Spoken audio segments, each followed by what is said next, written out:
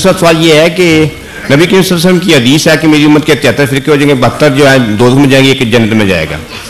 تو اس جنت میں جانے والے فرقے کے مطلب کام کیا تھا؟ فرقہ نہیں فرمایا آپ نے، فرمایا جماعت ہوگی. 77 کو فرقہ کہا ہے جی، اور 73ویں کو جماعت کہا ہے، اس لیے آپ حدیث کو نہ بدلیں. اچھا تو ایک جماعت ہوئی، ٹھیک ہے. تو ہم کہتے ہیں ہم وہ جماعت ہیں.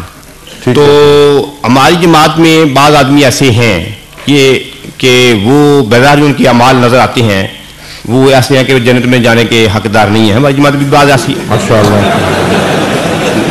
نہیں بھائی، ہن سے نہیں یہ بات. ٹھیک ہے. تو اس لیے ہنس رہے ہیں کہ انہوں نے دیکھتے دیکھتے آپ کو خدا بنتے ہوئے دیکھ لیا ہے. نہیں کہتے ہیں بڑی تیزی سے ترقی کر رہا ہے ایسا. پہلے یوسف پر نظر ڈالی، اب خدا بن کے بیٹھ گیا ہے. این جی او کے اعمال پہ فتوے دے رہا ہے کہ فلاں جہنم میں جائے گا، فلاں نہیں جائے گا. آپ کو کس نے یہ اختیار دیا ہے؟ حضور یہ اور دوسرے یہ غیر احمدی سوال کرتے ہیں. نہیں بات سنیں جی، غیر احمدی سنیں، آپ اس کو غیر احمدیوں کی طرح سوال کر رہے ہیں جی. بات یہ ہے کہ آپ ایک بات سے ایک استنباط غلط کر کے اسے کلیتاً صادر کر رہے ہیں. یہ دونوں طرف یہ بات غلط ہے. یہ کہنا کہ نعوذ باللہ من ذالک امت محمدیہ کا ہر فرد جو احمدی نہیں ہے وہ جہنمی ہے، بالکل جھوٹ ہے جی. ہرگز یہ مراد نہیں ہے. ٹھیک ہے. کلہم فی النار سے مراد یہ ہے کہ وہ سارے ناری فرقے ہیں، لیکن ناری فرقوں کا ہر فرد بشر ناری ہونا ضروری نہیں ہے جی.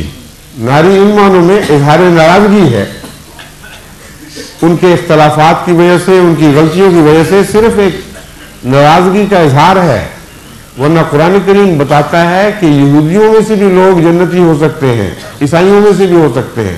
نعوذ باللہ امت محمدیہ پر یہ بلا پڑ جانی تھی کہ سارے فرقے پوری طرح ہر فرد بشر کے ساتھ جہنمی ہو جائیں. خدا کا خوف کریں.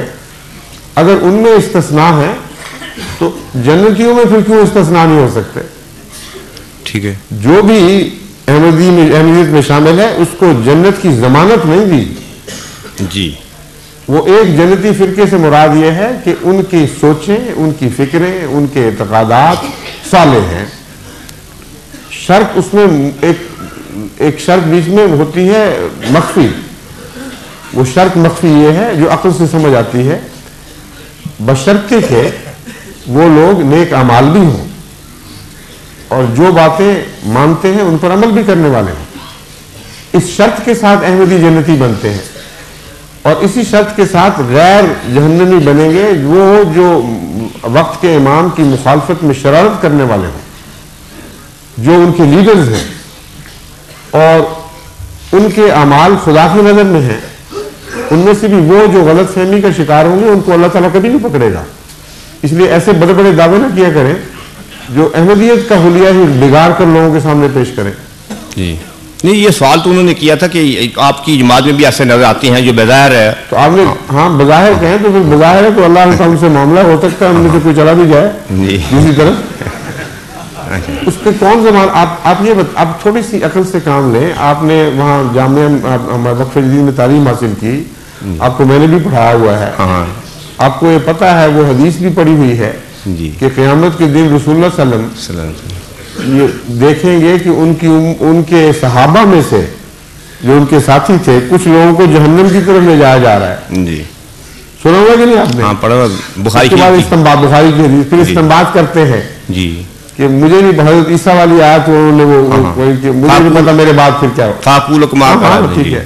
اب بتائیے اگر ان جنتیوں میں سے بھی جن کے متعلق ظاہر فتویٰ یہ ہے کہ اس سے بہتر جنتیوں کا گروہ کبھی پیدا نہیں ہوا، ٹھیک ہے، سلۃ من الاولین جی، لیکن آخرین میں سے سلہ کا لفظ استعمال نہیں ہوا، ٹھیک ہے، وہ بڑا گروہ تھا جی. قلیل من الاخرین، آخرین میں سے نسبتاً کم اس مرتبے کے لوگ ہیں، ٹھیک ہے، اس کے باوجود ان میں ایسے لوگ تھے جی. تو یہ شرطیں بیچ میں شامل ہوا کرتی ہیں، مخفی ہوتی ہیں. ٹھیک ہے. یہ بہت ایک میری اہم غلطی تھی جو میری سمجھ میں آئی.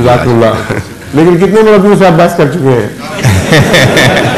ہرانے کے لیے ان کو؟ یہ نہیں ہرانے کے لیے نہیں سر، حضور اس میں سمجھ نہیں آ رہی. میں آپ کو جانتا ہوں، بس چٹکلے چھوڑنے کی آپ کو عادت ہے، بس کریں، کافی ہو گیا.